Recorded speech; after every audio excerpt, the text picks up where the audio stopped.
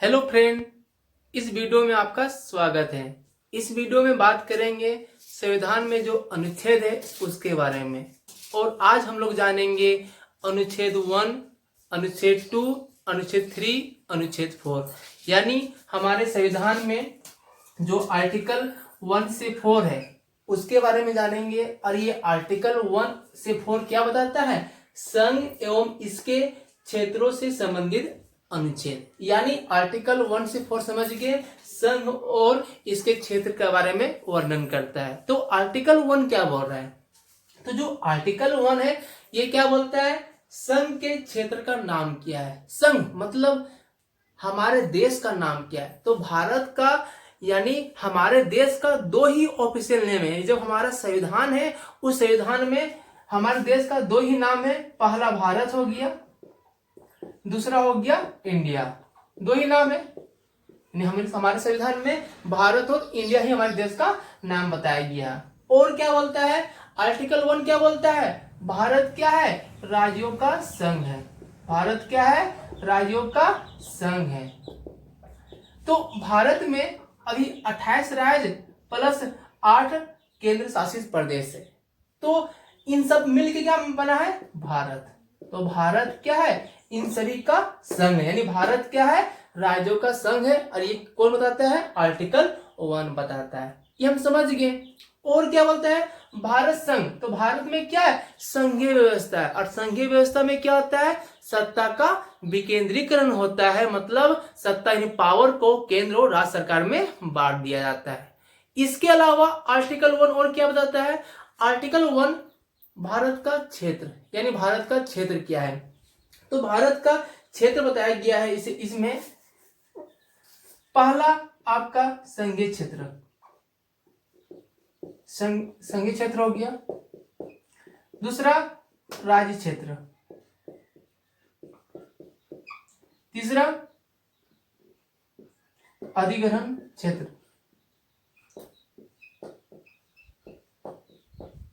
तो भारत का 3 ही क्षेत्र है। पहला संघीय क्षेत्र, राज्य क्षेत्र और अधिग्रहण क्षेत्र। ये क्या होता है? संघीय क्षेत्र मतलब बताएं कि भारत में 8 क्या है? केंद्र शासित प्रदेश है। तो उसमें शासन किसके द्वारा होता है? केंद्र सरकार के द्वारा। तो वह संघीय क्षेत्र में आ गया। राज्य क्षेत्र, तो भारत में कितना राज्य है? 28 राज्य है। तो यहाँ शासन किससे होता है? राज्य सरकार के द्वारा होता है। और क्या बोलता है? अधिग्रहण क्षेत्र। ये क्या होता है? सपोज भारत किसी भी देश के साथ युद्ध किया और युद्ध करने के बाद उसका बहुत बड़ा एरिया को कब्जा कर लिया। तो कब्जा करने के बाद क्या हुआ? वह एरिया को एक अपने भारत में शामिल कर सकता है। तो वह भारत का क्या हो गया?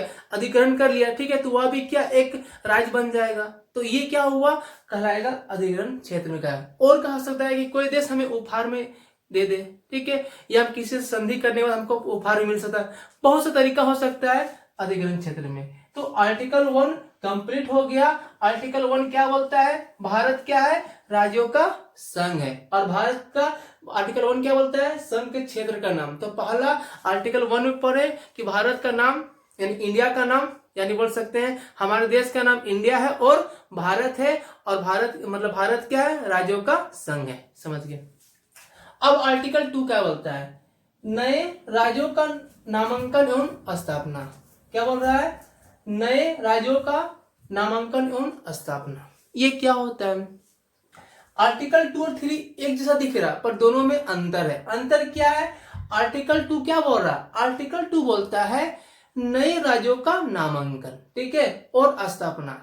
जैसे भारत किसी भी देश के साथ युद्ध किया, तो युद्ध करने के बाद क्या हुआ? कोई एरिया को कब्जा कर लिया और कब्जा करने के बाद उसको जब एक राज्य का नाम देगा, ठीक है, तो वह क्या कहलाएगा? आर्टिकल 2 कहलाएगा। यानी आर्टिकल 2 बोलता है कि मतलब जो भारत में राज्य नहीं है, मौजूद नहीं है, ठीक है, तो अगर हम किसी के साथ युद्ध के संधि के द्वारा जो राज्य हमें मिला है अगर उसको हम नाम दे रहे हैं, ठीक है, यानी उसका एक नए राज्य के रूप में उसको स्थापना कर रहे हैं, तो वह कहलाएगा आर्टिकल 2 ही कहलाएगा। ठीक है, यानी हमारा संसद क्या कर सकता है? नए राज्य का गठन कर सकता है जो हमारे पास पहले से अवेलेबल नहीं था। यानी आर्टिकल 2 समझे ना? आर्टिकल 2 क्या बोलता है कि जो राज्य पहले भारत में उपलब्ध नहीं था, मौजूद नहीं था, ठीक है, यानी जो हमें युद्ध के द्वारा मिला है, ठीक है, और उसको हम राज्य के रूप में गठन कर रहे हैं, तो वह आर्टिकल 2 कहलाएगा। समझ गए? और आर्टिकल 3 क्या बोलता है? तो आर्टिकल 3 बोलता है नए राज्यों का स्थापना तथा मौजूद राज्यों के क्षेत्रफल, सीमा अथवा नामों में परिवर्तन। ये क्या हो रहा है? तो आर्टिकल 2 और 3 एक जैसा लग रहा है उस पॉइंट में, लेकिन यहाँ समझ रहे हैं ये जो पहले से हमारे राज्य में हमारे देश में नहीं था, फिर हम उसको नया राज्य बना रहे हैं, तो आर्टिकल 2 है। और आर्टिकल 3 क्या बोलता है कि जो भारत में पहले से राज्य है, ठीक है, उसी में हम एक नया राज्य बना रहे हैं, तो वह क्या कहलाएगा? वह कहलाएगा आर्टिकल 3। सपोज एग्जांपल लेते हैं एपी यानी आंध्र प्रदेश, ठीक है। तो जो आंध्र प्रदेश था, ठीक है, उसी से तेलंगाना राज्य बना। तो जो तेलंगाना राज्य कब बना? 2014 में। तो जब तेलंगाना बना किससे? आंध्र प्रदेश टूट के बना ना। तो ये आर्टिकल किस में जाएगा? आर्टिकल 3 में जाएगा। क्यों? कि जो राज्य पहले भारत में था, ठीक है, उसी से टूट के बना नया राज्य, तो वह कहलाएगा आर्टिकल 3, ठीक है, हम समझ गए। और क्या बोलता है कि अगर क्षेत्रफल यानी किसी भी राज्य का क्षेत्रफल को बढ़ाना है या घटाना है, ये कौन कर सकता है? हमारा संसद कर सकता है। और कौन सा आर्टिकल में है? ये आर्टिकल 3 बोलता है। जैसे कि मानते हैं कि जो तेलंगाना है और आंध्र प्रदेश, ठीक है, दोनों अलग अलग राज्य बन गया, फ्यूचर में 10-20 साल के बाद क्या होगा? दोनों आपस में एक साथ मिल गया, तो क्या हुआ? फिर क्षेत्रफल बढ़ जाएगा। तो घटाना और बढ़ाना ये सब आर्टिकल 3 में कहा गया। और क्या बोलता है? नामों में परिवर्तन। ये नाम परिवर्तन जैसे एग्जाम्पल है, आप सुने हैं उड़ीसा के बारे में, ओडी बोला जाता है, अभी कहलाता है ओआर, यानी इसको वैसे लिखते हैं ओआर। तो पहले ओडिशा था, ठीक है, अब उड़ीसा हो गया। तो ओडिशा ओडिशा, ठीक है, तो दोनों में डिफरेंस है ना। तो पहले ओडिशा था, अब उड़ीसा हो गया। तो नाम परिवर्तन कौन कर सकता है? पार्लियामेंट, हमारा संसद। और कौन सा आर्टिकल के द्वारा? आर्टिकल 3। उसी प्रकार और एग्जाम्पल है आपका लक्षद्वीप, पहले उसका नाम था लक्षद्वीप, मद्रास कर्नाटक, तो मतलब बम्बई मुंबई। तो मतलब नामों में परिवर्तन कौन कर सकता है? केंद्र सरकार, मतलब हमारा संसद कर सकता है। और कौन सा आर्टिकल? आर्टिकल 3। और आर्टिकल 4 क्या बोलता है? आर्टिकल 4 क्या बोलता है? ये बोलता है कि अनुच्छेद 2 एवं 3 अनुच्छेद, ठीक है, संविधान के अनुच्छेद आर्टिकल 360 के तहत संशोधन नहीं माना जाएगा। यानी आर्टिकल 2-3 हम जानते हैं कि इसमें कौन बदलाव कर सकता है, कौन काम कर सकता है? केंद्र सरकार, मतलब हमारा संसद, ठीक है। तो इसमें बोल रहा है कि जो आर्टिकल 2 है और जो आर्टिकल 3 है, ठीक है, तो अगर आर्टिकल 2 और 3 में कुछ भी काम हो रहा है, यानी कोई बदलाव हो रहा है, तो आर्टिकल जो 368 है वह वैलिड नहीं है। क्योंकि हमको पता है कि आर्टिकल 368 क्या बोलता है? संविधान में संशोधन करता है, ठीक है।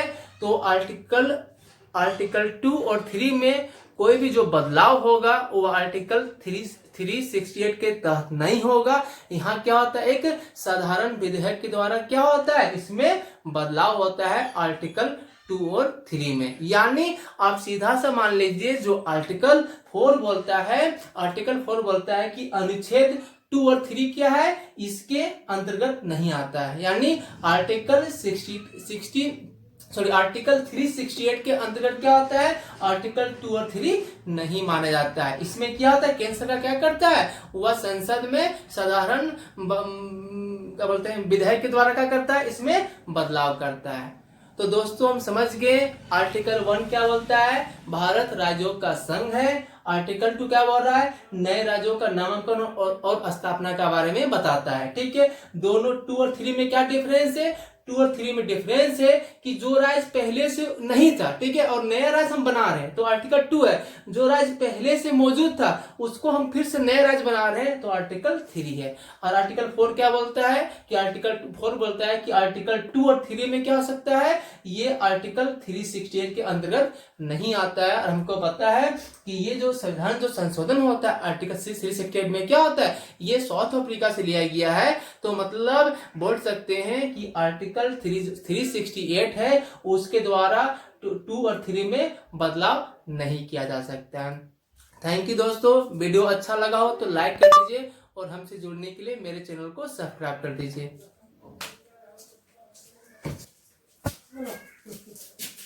कहे